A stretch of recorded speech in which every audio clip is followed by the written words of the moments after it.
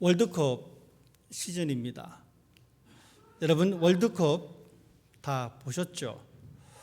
보시면서 어떤 마음이 드셨습니까? 어떤 사람은 이 월드컵을 보면서 참 답답해하는 사람들이 있었습니다. 그리고 어떤 사람들은 실망하고 외면하는 사람도 있었습니다. 여러분은 어떤 편에 속하십니까? 대한민국이 이겼으면 좋겠는데 우리 마음대로 되지 않는 것 같습니다. 그래서 다른 팀이라도 좀 이겼으면 좋겠는데 그것도 마음대로 되지 않습니다.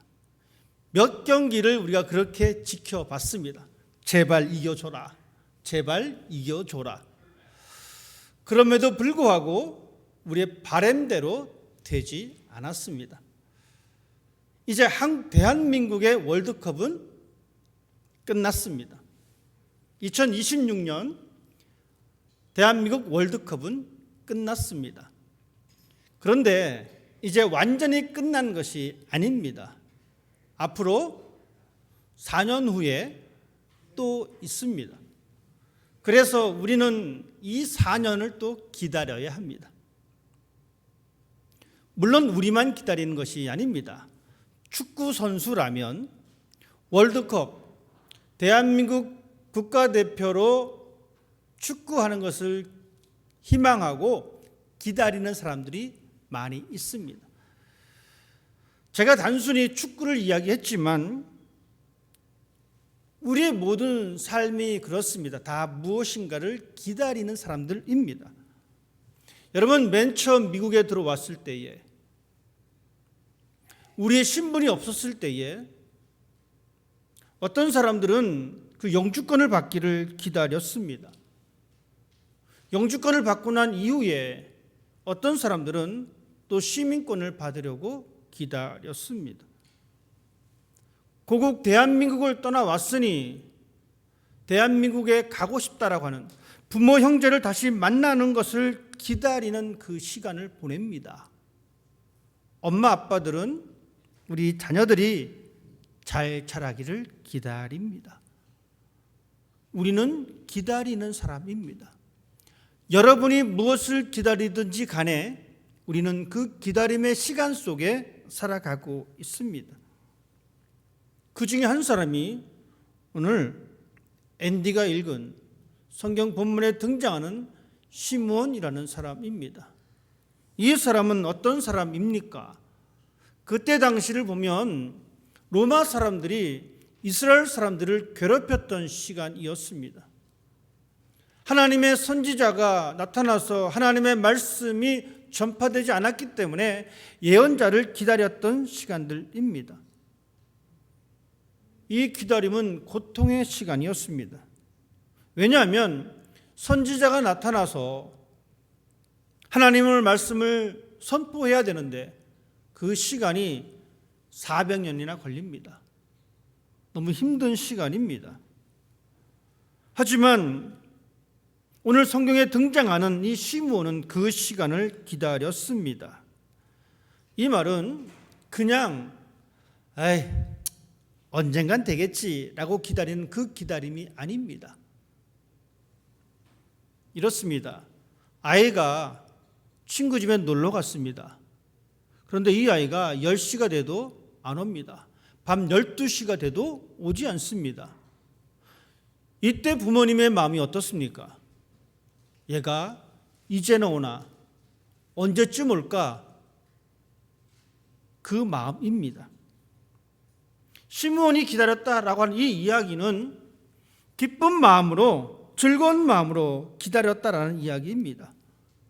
이 기다림대로 시므온은 아기 예수님을 만나게 되었습니다. 자, 그런데 우리가 알 수 있는 것은 그가 그렇게 기다렸던 아기 예수를 만날 수 있었던 그 비결입니다. 오늘 성경은 그 비결에 대해서 이렇게 25절 말씀을 통해서 그렇게 말씀해 주고 있습니다. 예루살렘에 시므온이라 하는 사람이 있으니 이 사람은 의롭고 경건했다.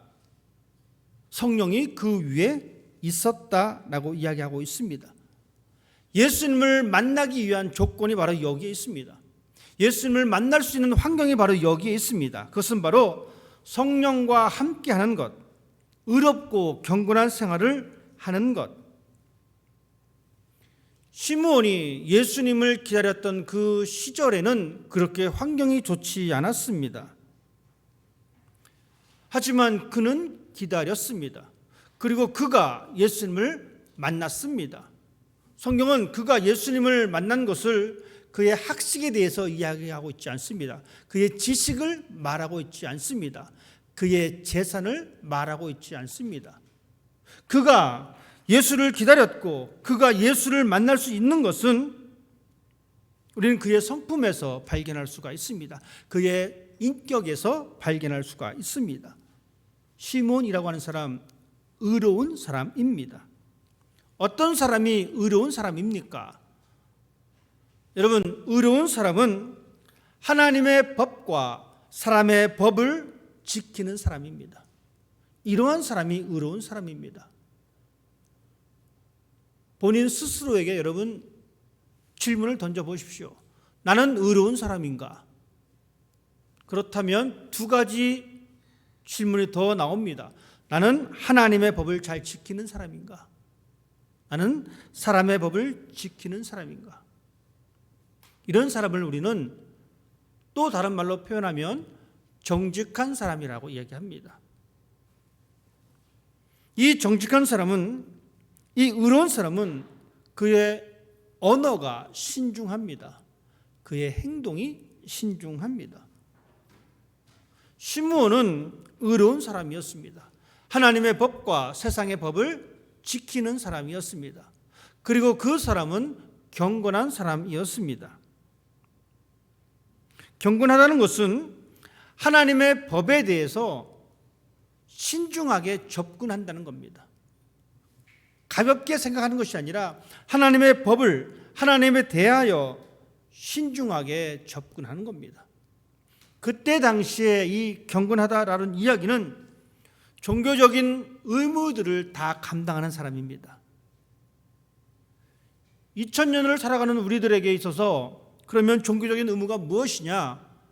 매 주일 교회 나와서 예배드리고 성경 공부하고 단순히 이것만 말하는 것이 아닙니다. 경건한 사람은 예배를 드리되 정성을 다하여 드리는 예배자입니다. 오늘 썬데이니까 교회 가야지. 나 교회 갔다 왔으니까 됐어. 그러니 나는 경건한 사람이야. 틀린 말입니다. 우리가 나와서 예배 드릴 때에 내가 이 얼마만큼 이 예배에 정성을 다하느냐, 내가 얼마만큼 이 예배를 사모하느냐, 내가 기뻐하느냐. 물론 이것은 우리의 눈으로 볼 수 없습니다. 우리의 마음이 압니다. 그리고 하나님이 아십니다. 그리고 우리가 가지고 있는 이 경건은 하나님께서 기뻐하십니다. 즉 경건한 사람은 어떤 사람이냐면 하나님을 내 삶의 중심을 두고 살아가는 사람입니다. 하나님을 내 삶의, 내 인생의 주인으로 생각하고 살아가는 사람이 바로 경건한 사람입니다. 바로 이 사람이 예수님의 오심을 기다리는 사람의 모습이고 바로 그러한 사람이 예수님을 만날 수가 있습니다. 여러분 삶 속에서 예수님을 정말 만나고 싶다면 우리는 이 시므온처럼 의롭고, 즉 하나님과 사람의 법을 잘 지키고 하나님에 대하여 신중하게 생각하는 사람, 즉 예배 드릴 때에 신중하게 나와서 예배 드리는 그 모습이 우리에게 필요하다라는 이야기입니다. 우리가 살아가는 이 삶의 현장, 여러분 만만치 않습니다. 여러분 쉽게 사라지던가요? 아닙니다. 온갖 유혹이 우리 곁에 있습니다. 그러니 유혹이 있다라는 이야기는 내가 충분히 타협할 수 있다는 이야기입니다. 즉 우리가 살아가는 이 세상은 유혹과 타협이 공존하는 세상입니다. 그럼에도 불구하고 시므온은 하나님의 약속을 기다렸습니다. 그 비결은 바로 여기에 있습니다. 성령입니다. 성령이 그와 함께 했다. 하나님의 영이 그와 함께 했다. 시므온이 살아가는 그 세상은 아주 열악한 환경의 세상입니다. 우리가 살아가는 이 세상도 열악한 환경입니다. 하지만 분명한 것은 나와 함께 무엇이 있느냐, 나와 함께 누군가 있느냐라는 것이 중요한 것입니다. 공간이 아니라 누구와 함께 있는가. 어떤 사람들은 환경에 지배받습니다. 그래서 쉽게 타협하고 쉽게 그 유혹에 넘어갑니다. 하지만 참 그리스도인들은 환경에 지배받는 것이 아니라 환경을 지배하는 사람이 되어야 합니다. 신약 성경에 등장하는 인물 가운데 여러분 고넬료라고 하는 사람이 있습니다. 이 사람은 로마의 군대 장관입니다. 장교입니다. 로마의 군대 장교가 이스라엘 백성들을 괴롭히는 것은 아주 쉬운 일입니다. 그렇지만 그는 그렇게 하지 않았습니다. 그는 오히려 하나님을 경외했습니다. 백성들을 많이 도와줬습니다. 그는 하나님께 기도했습니다. 그 결과 그의 삶이 하나님께 기억되었습니다. 하나님의 성령이 그 가정에 임하게 되었습니다. 어떤 환경에 있느냐, 그리고 그 환경 속에 누구와 함께 하느냐, 여러분 이것이 바로 하나님의 성령을 경험할 수 있는, 즉 예수님을 만날 수 있는 사람의 모습입니다. 영적으로 타락된 곳에 있다 할지라도, 도덕적 타락이 우리 주변에 있다 할지라도 성령의 사람은 결코 무너지지 않습니다. 시므온처럼, 고넬료처럼 성령의 지배를 받는 사람, 바로 이 사람이 예수님의 오심을 기다리는 사람의 올바른 모습입니다. 하나님은 이스라엘 백성들에게 그것을 분명히 약속해 주셨습니다. 메시아를 너희들에게 보낼 것이다. 이 약속대로 이 시므온은 이스라엘의 위로를 기다린 사람입니다. 하나님의 약속을 기다린 사람입니다. 내가 너와 함께 하겠다라고 하는 이 약속을 기다리는 이 시므온처럼 우리도 하나님을 기다리는 사람이 되어야 합니다. 그런데 문제는 여기에 있습니다. 하나님을 기다릴 때에 우리에게 필요한 것은 인내입니다. 오래 참음입니다. 구약 성경에 등장하는 다윗 왕이 있습니다. 다윗이 어릴 때에 왕으로 선택을 받습니다. 다윗이 어떻게 생각했을까요? 내가 이제 왕으로 선택받았으니까 내가 이제 곧 왕이 될 거야. 이제 궁전에 들어갑니다.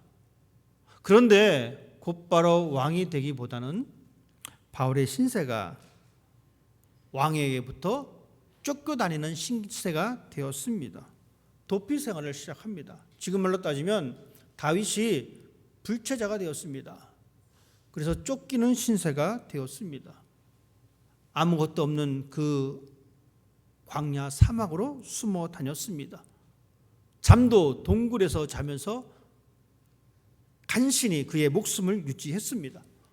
때로는 정신병자 환자처럼 미친 척 하기도 했습니다. 왕이 될 사람임에도 불구하고 드디어 시간이 되었습니다. 이 사울의 추격으로부터 끊어낼 수 있는 절호의 기회를 얻었습니다. 나 같으면 이참에 사울 죽이고 내가 왕으로 이미 선택받았으니까 왕하면 되겠지라고 할 텐데 다윗은 그것을 선택하지 않았습니다. 사울을 죽일 수 있었던 그 기회가 있음에도 불구하고 그는 그 기회를 사용하지 않았습니다. 대신에 그는 하나님의 시간을 기다렸습니다. 자신의 시간표를 내려놓았습니다. 하나님의 시간표를 받아들였습니다. 우리 같으면, 여러분 같으면 어떻게 하겠습니까? 계속해서 여러분의 시간표를 붙잡고 있는 사람이 더 많습니다. 하지만 다윗은 그렇게 하지 않았습니다. 하나님의 시간을 기다렸습니다. 우리의 단점은 우리가 우리의 시간표대로 살아가고 싶어 한다는 것이 우리의 단점입니다. 아브라함의 실수, 하나님께서 아브라함에게 약속의 아들을 주겠다라고 말씀하셨음에도 불구하고 아브라함은 그 약속을 기다리지 못합니다. 그래서 태어난 사람이 이스마엘입니다. 우리 역시 마찬가지입니다. 조급한 마음이 우리 가운데 있습니다. 그 조급함을 기다리지 못하니까 우리의 입에는 감사 대신 불평이 쏟아집니다. 하나님, 도대체 왜 나에게 이렇게 하십니까? 기억하십시다. 하나님의 시간표와 우리의 시간표는 다릅니다. 당장의 이익 때문에 내 시간표를 가져다 쓰는 것이 아니라 당장의 이익을 손해본다 할지라도 우리는 하나님의 시간표를 기다리는 사람이 되어야 합니다.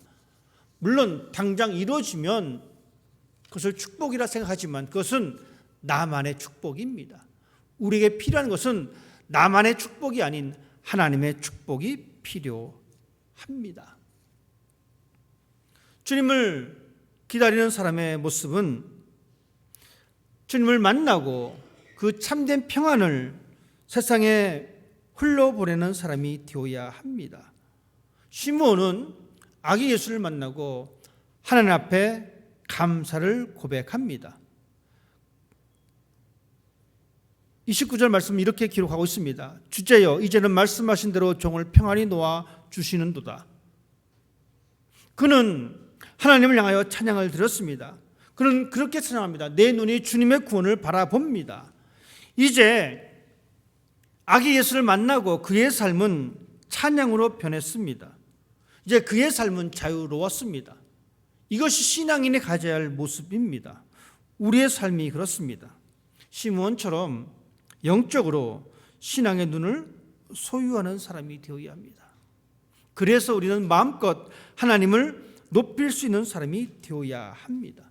힘들지만 기다리면서 예수님을 만나고 예수님을 만남을 통해서 하나님께 영광 돌리는 그 삶이 참 자유를 느끼는 그러한 삶입니다.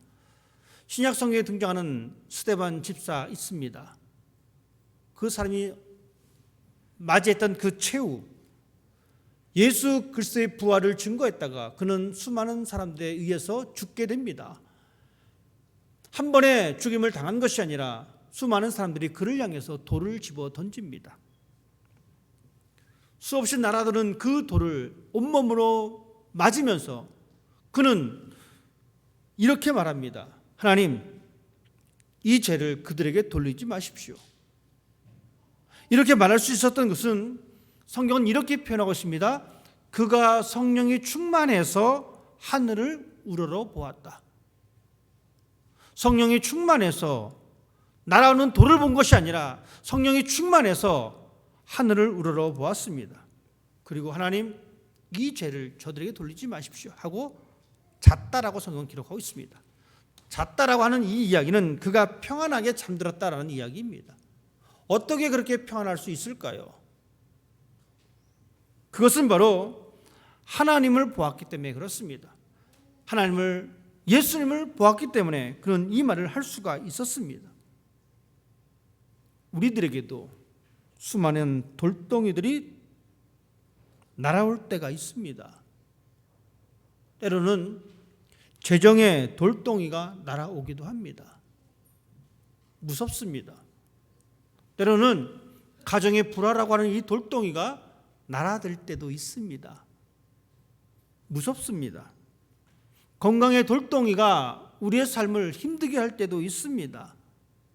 겁납니다.